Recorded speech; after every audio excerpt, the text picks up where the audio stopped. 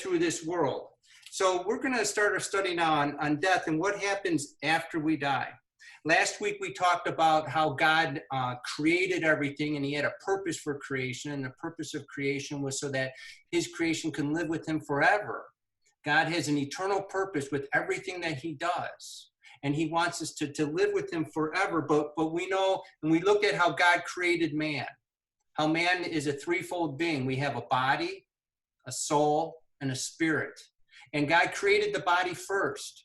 And the body God calls a vessel. And we saw in Genesis chapter 2 where God puts that body together, and then he's going to put something into that body. And that body, and that we call that the spirit and soul, and that becomes you. The Bible actually calls us a soul. That's who you are. You're not this flesh and bone thing here you're the thing inside of it. You're the soul. That's where you reason, that's where you think, that's where you communicate. That's who you are. This thing here that you see is just a vehicle. God calls it an earthen vessel made of dirt that is housing something. So we went through those issues last week, and then we saw how something happened to that creation, and that was death. Death came in when Adam sinned. God put Adam in the garden. He gave him one commandment. Adam couldn't even keep it. And before you know it, he eats of the tree and he sins. And just as God said, God allows death then into the creation of the earth and into Adam and his seed and everybody that's been born after him. So now we wrestle with death. And our whole society, basically, since the day we're born, our society is built to try and figure out, how do we comprehend death? How do we avoid death? How do we deal with death? And we talked a little about last week how there's a lot of different religions, a lot of different answers out there, but it's God's word that gives us the answer. So in looking at the spirit and soul and the body, we see that the body dies. Turn over to Ecclesiastes 8, chapter 8. We'll get into this a little bit now. In the book of Ecclesiastes, and chapter 8, let's see here. I got it. Sorry, Mike. Ecclesiastes chapter 8. There's a good verse on this that says, talking about the end of man.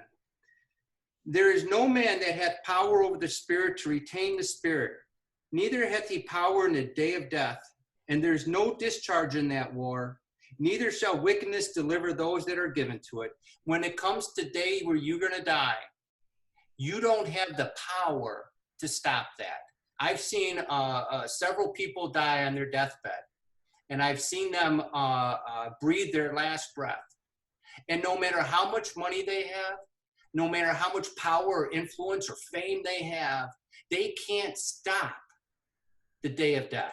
And that's what Ecclesiastes, there's no man that hath power in the day of death. But the problem that we have with death is we're weak. We don't have the strength to overcome it. We don't have the ability to look death in the eye and say, I'm not dying today.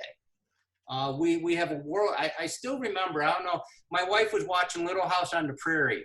Now that's an old show. She was watching that today. I don't know if any of you guys remember Little House on the Prairie. But in that show, the dad, I think his name was Michael Landon. Is that right? Yeah. Michael Landon was a famous actor. And he was really strong and buff. And he looked really good and strong. And I remember as a kid watching him become diagnosed with cancer. And he went on the Johnny Carson show. And he had just gotten diagnosed with cancer. And he told Johnny Carson that he wasn't going to let that cancer beat him. He was going to overcome it, and that cancer wasn't going to let him down. Wasn't going to kill him. And it wasn't but maybe a couple months after that, and he was dead. You see, we don't have the power to overcome death. The Bible says it's born unto man once to die. All men will die. And just like Ecclesiastes says, we don't have the power to overcome death. Turn back over to Ecclesiastes chapter 3. And we see here what happens to the body. In Ecclesiastes chapter 3, verse 20. And all go unto one place. All are of the dust, and all turn to dust again. When your body dies, your body returns to the dust that God created it from, that God made it from. I've had I think I've told you, a couple people cremated. and you go and you pick up the ashes, and it's just a box of ashes, dirt, basically. The body goes from this big down to a little teeny box when you take all the water out of it and all the other things that you just burn out. And it's sort of sad, but it's true. The Bible says when we die, our bodies return to the dust. But what happens to the soul? We saw last week, turn over to Mark chapter 9. The soul is designed to live forever. In fact, it is eternal. Matthew, Mark, Luke, John. Mark chapter 9, verse 44. In talking about the soul, God, Jesus Christ states, 9:44, and we went over this last week, how that where their worm, and we saw how the worm is another word for soul, dieth not. The worm cannot die. Your soul is eternal. When God created man, he created man to be eternal. Your soul is eternal. It cannot die. So when you die, what we're going to see here in a second, as conscious as you are right now, you will be as conscious the moment after death. The moment after your soul leaves this body, you will be just as conscious as you are right now watching this take place. Let's look at a couple of things. Turn over to Luke chapter 16, since we're near Luke chapter 16. And we're going to see a story here between Abraham, Lazarus, and the rich man. And at this point in time, they're all going to be dead. But God's going to give us a viewpoint into where they are. And we're going to see that their souls are still alive, active, can talk, can hear, can taste, can listen. It's an amazing thing. We're going to start Luke chapter 16. We'll just start in verse 22. We're just going to jump in here. And it came to pass that the beggar died and was carried by angel into Abraham's bosom. And the rich man also died and was buried. So we got Abraham, a beggar, and a rich man. They're all dead. And God's going to give us a insight into what happens in the place where the dead go to their souls. And in hell, he's talking about the rich man. He lifted up his eyes, being in torments, and seeth Abraham afar off, and Lazarus in his bosom. And he cried and said, Father Abraham, have mercy on me, and send Lazarus, that he may dip the tip of his finger in water and cool my tongue, for I am tormented in this flame. But Abraham said, Son, remember that thou in thy lifetime receivest thy good things, and likewise Lazarus evil things. But now he is comforted, and thou art tormented. You see, in hell, where these souls go, and we're going to get to that in just a little bit, but what I'm trying to point out here is that after you die, your soul is just as alive, can converse. We see Abraham talking with the rich man. They can see Lazarus. They see each other. They have remembrance of who they are. It's not like they become annihilated and forget everything. No, they remember everything. The rich man goes on, verse 27. And then he said, I pray thee therefore, Father, that thou wouldest send him to my father's house. For I have 5 brethren, that he may testify unto them, lest they come also into this place of torment. The rich man remembers he's got a family, the brothers he has. He's just as active and alive and able to talk and communicate as before he died. So your soul can continue on. It does continue on. It's actually eternal. It cannot die. So the sad thing is, there's people, I talked about this last week, who think that if they commit suicide, that's going to put an end to everything. That's going to, just shut off the world, and you're just going to go into a black oblivion. That's not true. The moment you commit suicide, your soul still exists just the way it does now, except something's going to happen to it, and we're going to go over that in a few minutes here as to what happens to the soul. But the soul is just as thoughtful, resourceful, cognitive, has memory, communicates, can see, can touch, can taste, can do all that. In fact, turn back over to Job chapter 14. Job chapter 14. We'll see something about Job, and when he dies, he's looking forward to something. Job chapter 14. And we'll just jump in at verse 12. And so man lieth down and riseth not, Job's talking about somebody that dies. Till the heavens be no more, they shall not awake nor be raised out of their sleep. Their body is dead. Oh, that thou wouldest hide me in the grave, that thou wouldest keep me secret until thy wrath be past, that thou wouldest appoint me a set time and remember me. Job's talking about his soul. And when his body dies, he wants his soul hid from God in the grave because there's some wrath that's going to come. Verse 14, if a man die, shall he live again? All the days of my appointed time will I wait till my change comes. Job's saying, when I die, I'm going to go to a place and I'm going to be waiting there. Verse 15, thou shalt call and I will answer thee. Thou wilt have a desire to the work of thy hands. Job saying that after he dies, he knows his soul is going to continue to be active and alive. And he's going to go to a place, and we're not going to get into the details of that today, maybe in another lesson, but he's saying he's going to wait there and listen for the call of God. And we'll get into that call of God in a little bit, because that call of God is going to be really cool soon when he starts to do the resurrection stuff. But what I'm trying to get to you is that your soul will be just as alive the moment after you die as the moment before you die. You'll be just as cognitive and understanding of everything. Since we're in Job, turn to Job chapter 27. Let's see what happens when you die. Job chapter 27. Now, I want to just focus on the soul here for a second and see what happens to the soul when it leaves the body. Job 27, verse 19. And Job's going to take us to this rich man. And we'll just read some verses and then we'll take it apart for a minute. The rich man shall lie down, but he shall not be gathered. Meaning the rich man, when he's dying, he's dead. That's what, when he says the rich man shall lie down, he's saying he's died. But he shall not be gathered. He openeth his eyes, and he is not. Terrors take hold on him as waters. A tempest stealeth him away in the night. The east wind carrieth him away, and he departeth. And as a storm hurleth him out of his place. We're going to go through these verses in just a few minutes, but the one thing I want to gather now is in verse 19 when it says, the rich man shall lie down. When the rich man dies, he shall not be gathered. And we'll talk about that gathering in a minute, what happens to the soul. But he openeth his eyes, and he is not. What happens when you die? Well, before you die, your soul is in this body. And you see through these fleshly eyes, you hear through these fleshly ears, you taste through this flesh, your soul interacts through the body. Okay? When your when your body dies, your soul leaves the body. As it leaves the body, the eyes of the soul open. Read that again, verse 19. The rich man shall lie down, but he shall not be gathered. He openeth his eyes, and he is not. This is telling you that when the soul leaves the body, it can't use the eyes of the flesh anymore. But the soul has eyes, because we saw with Abraham, Lazarus, and the rich man in Luke that they can see each other.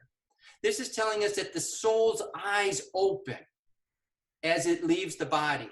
And more than that, you notice how it says, and he is not? This is telling us that as the soul leaves the body, it can tell it just left the body. It can see its dead body there. It's as cognitive and reasoning and thinking as it was when it was inside the body. And this is how, like, Abraham and Lazarus can see each other. They can taste water. They can do different things, because when the soul leaves, it has eyes and ears and a mouth and everything that open up. That allows the soul then to partake. And the eyes of the soul right now, in a sense, in your body, are limited by your fleshly eyes. Our fleshly eyes cannot see souls today. But when your soul leaves, those fleshly eyes are no longer in use, and its own, soulish eyes open, and they can see things different on a broader spectrum than we can. And because I'll tell you, I've seen a couple people die, and I don't see their soul leave, but I know when their soul left their body, that soul, their eyes opened, and they can see the room that their body was laying in. Just as the rich man does. The rich man shall lie down, but he shall not be gathered. He openeth his eyes, and he is not. And we'll go through those other verses because those other verses are going to describe to you how the rich man is taken to hell. And there's a process for that because he's not saved. But what I wanted to just to touch base is that your soul has eyes, has ears, has a mouth, can talk, and can do everything. Actually, go to Genesis chapter 25. You know what the scriptures also call your soul? Genesis chapter 25. It has a form. You know, when Abraham and the rich man were talking, they were able to see each other because each one had a form of who they used to be. They could still see that that's Abraham. Just like when Joe dies, and hopefully he doesn't die too soon, and when I die, if we see each other, well, we're going to see each other in heaven before we get our new bodies, if the rapture doesn't happen, we'll know who we each other are because our soul continues to have a form. And you know what God calls that form? Genesis chapter 25, verse 8. Genesis 25, verse 8, he tells us, when Abraham died, then Abraham gave up the ghost and died in a good old age, an old man and full of years, and was gathered to his people. Another word for soul is ghost. The Bible uses the word ghost to describe and as the same word as your soul. Turn to Genesis chapter 27. Genesis chapter 27, verse 29. Hang on a second. Genesis chapter 27. Verse 29. Nope, that's not it either. I got the wrong verse here. Let's see. Oh, yeah, Genesis chapter 25. Were we there already? Verse 27, that's it. 25, 27. No, that's not it either. Oh, I wrote the wrong passage down. Well, anyway, 35, 29. Genesis chapter 35, verse 29. I'm sorry. 35, 29. Talking about this ghost, chapter 35, 29. And Isaac gave up the ghost and died and was gathered unto his people, being old and full of days, and his sons Esau and Jacob buried him. You see, when you give up the ghost, that's when your soul leaves the body. The reason the rich man and Lazarus and dead people can see each other in the places that they go is because your ghost continues to look like you do. Continues to have this form. Turn one last verse. Go all the way to Matthew chapter 27. Matthew chapter 27. When Jesus Christ died on the cross, it says he gave up the ghost. Matthew chapter 27, verse 50. We'll read it. And Jesus, when he had cried again with a loud voice, yielded up the ghost. That's when Jesus Christ died on the cross, when he yielded up the ghost, when his ghost left his body, when his soul left that body. That's when Jesus Christ died. So your soul is also called a ghost. And that ghost has a form, an appearance that other ghosts, other souls can see. And you can communicate, and you have the same thoughts and memories that you do now. We don't just die and zap out of here. You're the exact same person you were before you die and after you die. And there's one last thing about that, though. In Psalms chapter 88, let me just point this out real quick. This ghost, though, it has some limitations. In Psalms chapter 88, because the ghost is not in the body anymore, we're going to 88 verse 4. David, when talking, he says, I am counted with them that go down into the pit. The pit is hell. The pit is where the dead people go. So David's making a comparison. I am counted with them that go down into the pit. I am as a man that hath no strength. He's making a comparison between his situation and those that are dead, and he says they have no strength. Your soul, when it leaves the body, is a ghost. It's a urethral form, and it doesn't have the strength, though, to change its situation.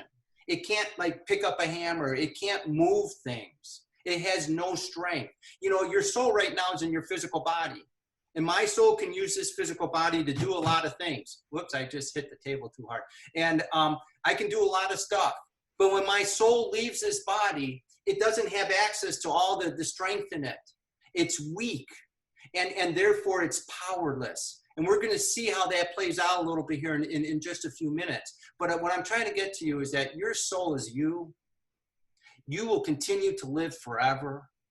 And what we're going to see here, you can either choose to live forever with God in eternity, in heaven, in joyful bliss, or you can live forever underneath the wrath and torment of God. But we're going to get to that in just a little bit. But turn one last thing to 2 Corinthians chapter 5. 2 Corinthians chapter 5 on your soul. God says something about your soul in 2 Corinthians chapter 5 that's interesting. 2 Corinthians chapter 5, verse 1 through 3. For we know that if our earthly house of the tabernacle were dissolved, that's your body, your earthly house. God calls it a tabernacle. We went over last week how your body's a house. A house is where somebody's supposed to live in. For we know that if our earthly house of this tabernacle were dissolved, that means when my earthly house dies, we have a building of God, a house not made with hands, eternal in the heavens. For in this we groan, in this tabernacle we groan, earnestly desiring to be clothed upon with our house which is from heaven. If so that being clothed, we shall not be found naked. You know what God's saying here? God's calling your soul, when it's after you die, your soul leaves the body, God calls that soul naked, because it doesn't have a house to dwell in anymore. And so he calls this fleshly body our house. When my soul leaves it, God says that soul is in a naked condition. It's in a ghost form. It still has all the abilities, but it's missing something. It's missing its house. And we're going to see in just a little bit here, the new houses God has designed for us. And for those of us that are saved, I can't wait to get my new house, my new tabernacle. It's going to be awesome. It's never going to get sick again. It's never going to get diseased or anything. It's going to be awesome. I'm going to look great again. But God's got a new body plan for us. But until that time when you're dead, the soul is naked and it groans for something. It groans for a new body. So let's talk about what happens now when you die. We've seen that the soul continues on. And turn back over to Ezekiel now, chapter 18. Ezekiel 18. And knowing that our souls are eternal, knowing that they continue on forever, something happens to your soul when it dies. In Ezekiel chapter 18, verse 4, God says, "Behold, all souls are mine. As the soul of the Father, so also the soul of the Son is mine. The soul that sinneth, it shall die." What we want to pick on is the first part of that verse. Behold, all souls are mine. When you die, God takes control of your soul. They're his. Right now, when your soul's in this fleshly body, you can go where you want.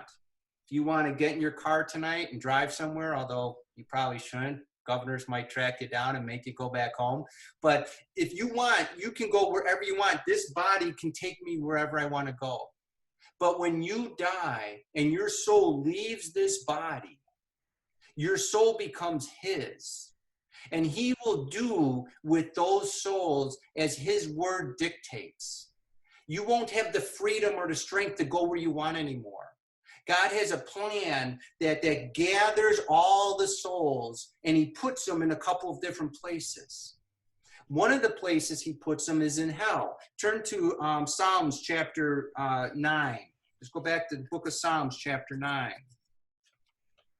If you're unsaved and you die, your soul will leave your body. It will become God's possession, and he will place you in hell. In Psalms chapter 9, verse 17, he tells us, "The wicked shall be turned into hell, and all that the nations forget God." The wicked shall be turned into hell. The unrighteous, the unsaved, when you die, your soul will leave your body, It will become God's possession, and he will place your soul in hell. And maybe we'll take a couple minutes and see how that exactly takes place. But I just want to let you know, the soul of the wicked, God captures right away and brings it to hell. The soul of the saved, though, goes somewhere else. Turn to 2 Corinthians chapter 5. 2 Corinthians chapter 5. And we'll see what happens to the soul of the saved. And this is a wonderful thing for us to look forward to. 2 Corinthians chapter 5, verse 8. 2 Corinthians chapter 5, verse 8. But we are confident, I say, and willing rather to be absent from the body than to be present with the Lord. You see, when my soul becomes absent from this body, you know where I immediately go? We may be present with the Lord. You know who meets your soul as your soul leaves your body? Jesus Christ. For the saved, that's an awesome thing to look forward to.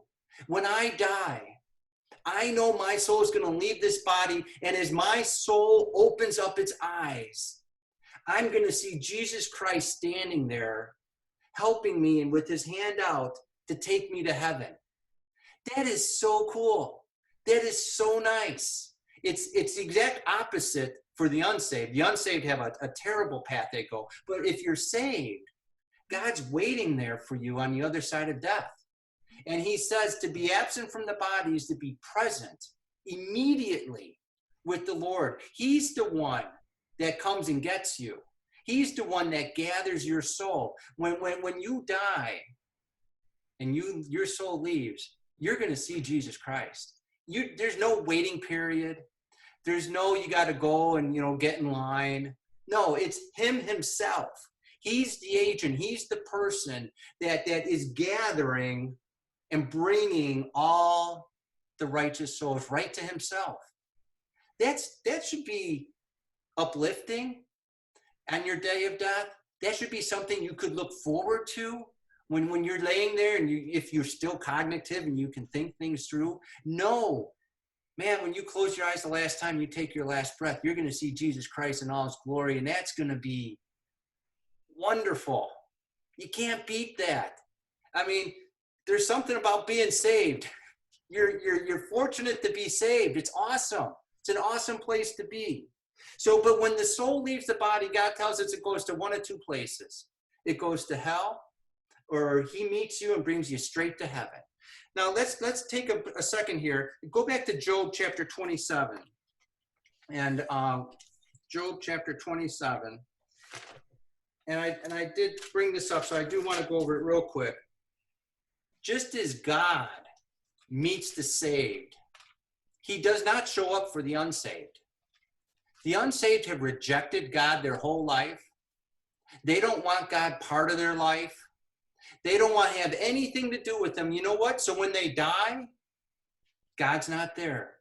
God's developed a way, though, to take that unsaved soul and transport it to hell. I don't know if you've ever thought about that. How does a soul get from the top of the earth, to hell, which is in the center of the earth? There's no angels. God's not bringing you there. He's not even present. But God's got a mechanism that does that. Let's read this rich man again. On Job chapter 27, verse 19. The rich man shall lie down, but he shall not be gathered. This rich man's going to die, and God's not going to gather him. He's not going to be gathered. He's going to die alone. He openeth his eyes, and he is not. The rich man, when his soul leaves his body, he's going to realize he's dead. And his eyes are going to open, and he's going to see his dead body as he's standing next to it or above it, and he's going to see that he's not in it anymore. And what do you think that's going to do to that soul? What do you think that's going to do to that rich man? Verse 20, terrors shall take hold on him as waters. A tempest stealeth him away in the night. He's going to freak out. He's going to be like, whoa, I just died. I'm not in my body anymore. And it says terrors. He's going to become terrified. He's not going to have that use of that body anymore.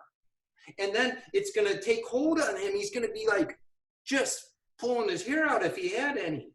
Terrors take hold on him as waters. I don't know if you've ever thought about drowning, but drowning to me is one of the worst ways to die. It's pretty frightful when I think about it. And the grasping for air, the water entering the lungs, that's the terror. You know, in the Army, one of the ways they try and get people to talk, and we got some guys in the Army here, but they used to do waterboarding. And they don't, well, they still do it now, maybe. It makes people talk. You know why they do it? Because it's terrifying. It makes people think they're drowning, and they're terrifying. Well, he says, verse 20, terrors take hold on him as waters. A tempest stealeth him away in the night. The east wind carrieth him away, and he departeth. And as a storm hurleth him out of his place. This unsaved soul, when it leaves the body, it's going to freak out. It's going to become terrified at the situation it now finds itself in. And then God says there's an east wind, a spiritual east wind that blows across the face of the earth. And this east wind gathers all these unsaved souls. You see, the east wind carrieth him away. You know, it's interesting. We aren't going to go through this today, but if you look up the east wind, it's always the wind God uses for his wrath. The east wind, every time you see east wind in scripture, it's always bringing in some destructive force by God. God has something that he calls the east wind, and he uses it to punish the wicked. And here he uses the east wind to gather these unsaved souls, and it hurls him. Verse 21, the east wind carrieth him away, and he departeth. That soul is once over his dead body, and he sees it, and he's starting to get terrified. And then the east wind comes and takes that soul away, and as a storm hurleth him out of his place. It hurls that person out. It just moves him like a tornado. And it shoves him. Verse 22, for God shall cast upon him and not spare. He would flee out of his hand. The unsaved soul can't get away from the east wind. It can't get away from the hand of God, as God has no use for this unsaved soul anymore, because this unsaved soul has rejected his love. And it says, for God shall cast upon him and not spare. God will have no pity on these unsaved souls as the east wind comes and gathers them and hurls them. The rich man would fain flee out of his hand, but he can't. You can't escape the east wind for the unsaved. It comes and it takes you, and what literally happens, this east wind drives you to a place in the earth that drives you down into hell. It's like a tornado that comes and gathers you, and then it forces you down into hell. And there's a pathway, we weren't going to go through this today, but there's a pathway that you go that's called the waters and the mire and the muck. As the soul is driven by the east wind, it goes through the center, it goes through the earth all the way to hell. And it can't escape. And it's hurled and it's tossed to and fro the whole way down. Verse 23, talking about this rich man. When he gets to hell, it says, men shall clap their hands at him and shall hiss him out of his place. There's a lot of activity that goes on in hell. And there's a lot we can say about that verse. We're not going to get into hell and all that right now. But what I'm trying to get to you is God has a mechanism for the unsaved. If you want a reason to give your neighbor the gospel, if you want a reason to talk to your family about the gospel, remember that when they die, there's a very scary, awful, terrible journey that soul is going to go on. And it's going to frighten the everything out of them. They're going to be terrified on their way to hell. And we know what happens. They're going to sit in there until they get judged a little bit later. And then there's even a more terrifying thing that's going to take place called the lake of fire. But the soul of the unsaved will be just as conscious and awake and experience that whole trip to hell. But for those of us who are saved, we've already talked about, I can't wait to die. I know when I open my eyes up after death, I'm going to see Jesus Christ there. And his hand's going to be reaching out, and he's going to take me, he's going to gather me to himself, and he's going to take me on a personal ride to heaven. Man, that's awesome. I mean, being saved has a lot of benefits. My soul benefits a lot from being saved, and Jesus Christ is taking care of everything. And so when I die, I'm going to go to heaven and be with him. For the unsaved, when they die, they're going to go to hell. Now let's one last verse, because we're going to wrap it up here, because I don't want to go real long, because then people start falling asleep. But the reason God gathers all the souls of men, somebody might ask, well, why does God gather everybody when you die?